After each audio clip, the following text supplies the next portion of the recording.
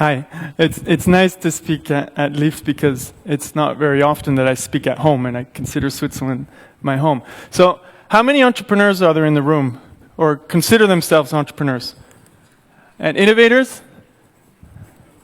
Great. Okay. So, you're the people basically creating the business models of tomorrow, right? You're creating probably even the Fortune 500s of tomorrow.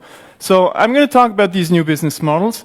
But the one thing I'm most interested in, and this is what I'm going to talk about today, is the process of creating new businesses, entrepreneurship, and how that is changing today. So I want to start with a question, very simple one. What do you think the process of car design has in common with creating new businesses? Well, actually, it turns out not very much, because car design is a pretty structured creative process where you have tests, things like crash tests, before you hit the road. Now, do we have crash tests in business? Actually, it's the real life. We go out there and we crash the wall, we burn the cash, and it's over. So the question is, could we learn something from car design to take risk, but in a more structured way, just like we do in car design, okay? So let me start with a simple, maybe a bit cliche example of entrepreneurship, but still pretty much close to the truth. So you have this beautiful sunny boy, Mike, MIT alumnus, great credentials, very smart guy, and he's passionate about a new business idea. So how is he going to go about? Well, he masters the tools of business. He knows, he's learned how to create a startup. So what is he going to do? He's going to do market research. He's going to crunch the numbers and tweak them maybe a little bit because he wants to make a great business plan, right? Now, once he's done that, he goes to find money. And since a sunshine example, he finds the money, he finds investors, and he goes out there to build his company with this huge pile of cash that he just got. Beautiful. Well, what do you think happens in most cases? We build companies, but build them based on business plans, but what happens most, and here I like to cite my friend in Silicon Valley, startup guru, well, most business plans don't survive the first customer contact. They fail. So why do we still write business plans? Who in here has written a business plan? It's a loss of time. Because what's going to happen is your business plan and the cash that you get from it is going to go up in flames in many, many cases, right? So it's pretty crazy that today in entrepreneurship and building businesses goes the same for intrapreneurship, innovation in companies, is that we rely on real-life crash tests and we accept failure at the rate we do today. It's not about eliminating risk and experimentation, but it's doing it in a more structured way, just like we do in design thinking in the car design process, okay? So what can we learn from car design? Let me quickly carry you through very simple approach to car design. Well, the first thing car designers do, for this particular car, the Mercedes SLS AMG, well, they do a lot of sketches. They do sketching. Different types of sketches, different angles, varieties, alternative sketches of a car. And they don't stop there. They go on and they start building prototypes. Why do we need prototypes? Because we want to know how materials work together. We want to know how the car maybe could behave, and we want to make this tangible. We want to feel it before we build it, right? We want to know how this car might be in reality before we actually build it. So to do that, we go a step forward. We simulate the car in question that we're going to build. We look how it behaves if something comes from the front. We look how it behaves if something comes from the side. And we learn from that, and we'll change the design before we build it. And then we go on, say, simulation is not enough, we need to test it. We want to test how this car behaves, so we're going to do a crash test in the laboratory. We're going to measure what happened when it goes straight into the wall. Vroom! And we're not happy with that, because there's nothing better than the real thing when the rubber hits the ground. So you see here, they cover up the car so you can't make these spy photos. They test it in reality. How many of you have tested your business models of all the entrepreneurs that had their hands up before they built it? Very few. So the question remains, at least we have one person here, the question remains, what can we learn from car design? So, could we design business models in a similar way to how we design cars? To minimize the risk, to save money, to not burn the cash. Okay? But let me start with the first question. Well, we know what a car is. Wheels, chassis, doors, motor. But hey, what is a business model? We use the word all the time. Who's never used the word business model? All of you, right? So you probably know what it is. So I'm going to get you to do a tiny little exercise. With your seat neighbor, in groups of 2, one of you will describe your business model to your seat neighbor, okay? 30 seconds, let's go. Now, with your seat neighbor, don't be shy.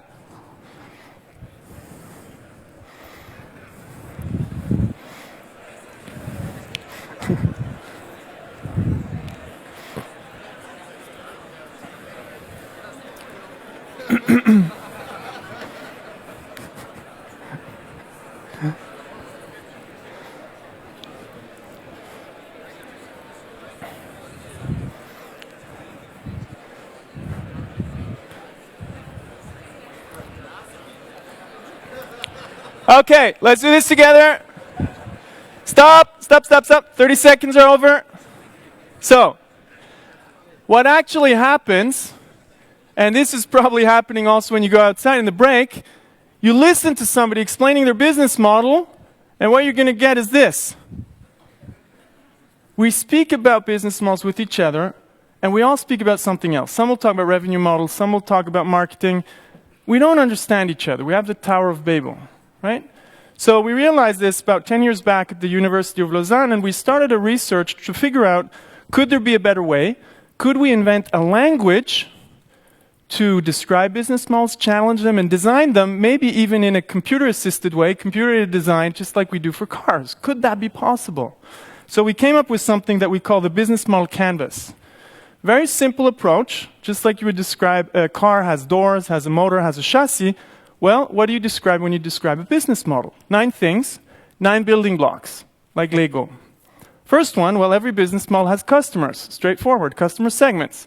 If you're a newspaper, you have 2 main customer segments. You have the readers who want to be informed and maybe entertained, and you have the advertisers who want to reach people. 2 different jobs to get done, and you'll have 2 different value propositions for those jobs to be done. Then you'll ask yourself as a newspaper, well, how do people want to be reached? Is it through the kiosk? Is it through a subscription? Is it through the iPhone, through the iPad, through an Android platform? How do they want to be reached? Then you ask yourself, what kind of relationship am I establishing with my customers? Is it personal, like a private bank, or is it automated, like Amazon? And then, if we stick to the newspaper example, well, this is a tough one. How are we going to earn money? What are people really willing to pay for? Is it a subscription? Is it maybe a fee that I get from Apple with the iPad? What are the revenue streams? So that's how we create value. Then we need to ask ourselves, that's the what that we do, how do we do it? What do we need to have? What kind of key resources do we need? Do we need an editorial team? Do we need a brand? What is it that we need to have? And what is it that we really do as a company, the key activities? Do I write something? Do I market? Do I sell? Do I program? What are the key activities? And do I do them myself? Or do I find a partner that leverages my business model? So a lot of the great new business models are partnerships. And when I know how I do it, very quickly I know the cost structure. So here I got on one slide the 9 building blocks of a business model. Just like you'd say a car has a wheel, has a door, has a chassis. Now what is that good for? It's good for describing business models, challenging them, and innovating. So we can put it into a tool, put up a post-it note. Hey, what are my customers? Post-it note. What am I offering them? Post-it note. And the value proposition. What do I need to do if that's the value I create? Post-it note. So you quickly make something tangible, just if you make a car model, you make something tangible. You can describe it, you can talk about it, okay? So let me give you a short example from the solar energy industry. Pretty interesting example because solar energy had a hard time to take off in the professional space. So retailers like Walmart or Migros in Switzerland wouldn't put solar panels on their roof. Why is it? Because it's a very expensive upfront investment cost, so they wouldn't do it. Now, one guy in the solar energy industry didn't accept that. He said, I'm going to find a way to get around that to boost solar energy adoption. So he came up with a new business model. What did he do? He said, I'm going to target companies, retailers for example, with a sales force, and I'm going to sell them solar energy at a fixed price. Now, when you have things happening in the Middle East, you know a fixed price in energy is very good. And he would sell them for 5 to 10 years. So you could say, hey, no upfront installation cost. He's going to have to pay the installation. How is he going to do that? He's going to say, you sign this piece of paper. You're going to pay me the same price for energy for 5 to 10 years. And in exchange, I'm going to install the whole thing. You don't have any upfront installation costs. This is what you call a power purchasing agreement. Nobody has done it before in solar energy. So once he has that, he starts installing his key activities, installing these installations, which are his main costs. So he knows how much money he's going to earn for the next 5 to 10 years. He went to the investors and asked, hey, are you going to finance this? I know how much money I'm going to earn. They said, So he didn't give up. He went back to the drawing board and said, well, what if I could package those energy investments into an investment vehicle and sell them through financial institutions to professional investors or investors like you and me. And that actually helped him in creating a great company that boosted solar energy adoption in the US. It was a game changer. And Sun Edison, the company that Jigar Shah built, became the biggest solar energy provider in the US because he changed the business model. And he sold it for $200 million in the process, okay? That's a different business model. Question is, how do we come up with these business models systematically? And there it gets interesting look into car design. Could we sketch out business models? Is that possible? Well, we already do napkin sketches, but what if we make those napkin sketches a bit more structured? We don't just look at the product or the market, but we look at the business model, and we look at alternatives. We look at 5, 10, 20 different business models. That's where it gets interesting. And then what if we would go on and say, okay, napkin sketches are one thing, but what if I prototype?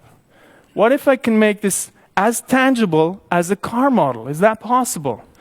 So we might put a poster on the wall with these 9 building blocks, this tool, and we start putting up Post-it notes. But if we really want to work like designers in the car industry, we're not going to stick to our first idea, which very many entrepreneurs do. What we're going to do is, we're going to say the first idea is never the best. And if it's the best, I want to prove it by sketching out very many different ideas. What if I gave away my product for free? What if I had no fixed costs and just variable costs? So you make very quickly, in 20 minutes, a prototype for each different business model. And it's when you get this variety, just like in a design process, that you get the best models. And unfortunately, we don't go this far when we create companies in this thinking process, okay? What we need to know is that every technology, every product can have 5, 10, 20, 30 different business models, and we need to take the time to at least think through a couple of those alternatives. If we don't do that, we're not serious about creating great business models. So, example of that, it's one of my favorite examples, is the Pee-Poo bag. This is not a joke. Pee-Poo is a company in Sweden that wants to change the world. There are 2.6 billion people in the world who don't have access to proper sanitation. Pee-Poo says, well, we have this product, the Pee-Poo bag, which is a single-use toilet bag. You can use it with any cup or whatever you have. It's self-sanitizing, it's biodegradable, and it turns into fertilizer. That's an amazing product. But they realize that the product is not enough. They need to find the right business model to scale up. And what makes this example interesting is they say, not-for-profit model doesn't work for what we want to do. We don't want to find donors that sponsor us to give away the product. What we want to do is find a business model that has the impact to change the world. And for that, we need a business model that's sustainable, self-financing, that makes a profit and changes the world at the same time to solve one of the big issues in the world, which is access to sanitation. That is incredible. But if they don't go through this kind of creative process, probably they're going to get it wrong. So then, next phase, could we simulate business models? Could we test them just like we test a car in a simulator? I'll give you another example. Runkeeper. So some of you in the room probably have Runkeeper. I still hope this brings me to jogging. That actually you have to do it as well. So what's interesting here is that you can think through different models, just like we did before, but in a simulated way. So what did Runkeeper do when they started out?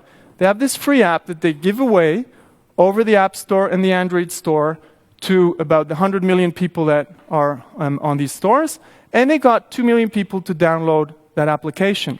Then they say, well, we're going to have a paid app, and they can convert about 10% into paying people, which gives them a revenue of about $2 million US, and they have to give away 30% to the app stores, which means they have costs of $600,000.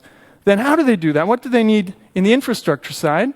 Well, they need some marketing, they need a lot of software development, they need an IT infrastructure, they need staff, which will give us the costs very quickly. So imagine in an iPad app, you could just pull in these Post-it notes, punch in 2 or 3 numbers, and you'd have a visual interface on a spreadsheet. That's simulation. And then you can quickly see, hey, they're going to make, excuse me, $100,000 with this. That's not the most interesting thing. Where it gets interesting is if we start to play. We really use the capacities of simulation. We say, okay, that's one possible model. What if we gave away, in the middle, our value proposition, our product for free? Well, we might get 10 million users. And that's exactly what Runkeeper did in January. They started giving away the application, even the Runkeeper Pro, and they boosted the downloads. Well, that will probably increase the cost base. So a bit more expensive. So now they have to think, well, how are we going to make money? So they start selling something like fitness classes for $20, and even with a lower conversion rate of 3%, they still make quite a bit of money, and they will have a much bigger profit. So this is just playing with the different assumptions in the business model. But what if we changed even that and said, okay, that was interesting, let's try a new experiment. What if I did a subscription?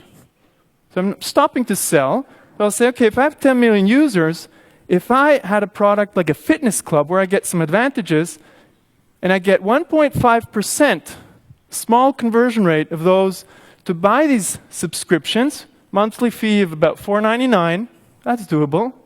Well, then they'll earn $9 million and they'll make a much bigger profit. So by playing with business models, you can figure out in a simulator what could work, right?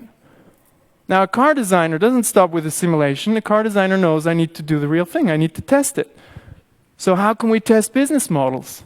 We did the simulation part, now we need to test it. How do we do that? Well, we need to do it because after all, and this is what we often get wrong in entrepreneurship, is that we don't realize that these are all guesses. So what we really need to do is accept that this is a guess. What looks great on paper is nothing else than a guess. And that we take that and we start going outside, testing it to learn, to figure out, could this really work, what looks great on paper? Not a business plan, but the different business models that I simulated. So, to cite Steve Blank again, well, what we really need to do is get out of the building and speak to customers. Sounds trivial. But entrepreneurs are passionate about their products and they forget to get out of the building and talk to customers. And if you're an internet company, it's even easier. If you're Runkeeper, what do? You put a fake button up there. You say, hey, I'm selling a monthly subscription. Press the button for $4.99. Then you say, oh, sorry, we didn't build this product yet, but we'll inform you when it's done. You invested $0, and what you know is if it's going to work or not. So you tested your business model. And you can think of that even physical industries where you test the value proposition by putting a poster in the street and see how people react to that. And when you tested it, you know if you need to change the business model, if you need to pivot, or if you can just go on and say, hey, I found it, I nailed it, now I'm going to build it. But only now. And for the car industry, that was a big shift that saved them a lot of money to go through such a creative process before building it, okay? So, to summarize, 3 points. First one, as an entrepreneur of the 21st century, we need to be systematic about the process. Second one, we need to learn how to play again. And that's where I loved Mr. Beaver's Jean-Claude Beaver's talk. We need to play through alternatives, we need to take some risks there in a measured way, and then we need to test our hypothesis, and we'll figure out what could really work, and then all of you in the room are going to succeed with your entrepreneurial venture. Thank you very much.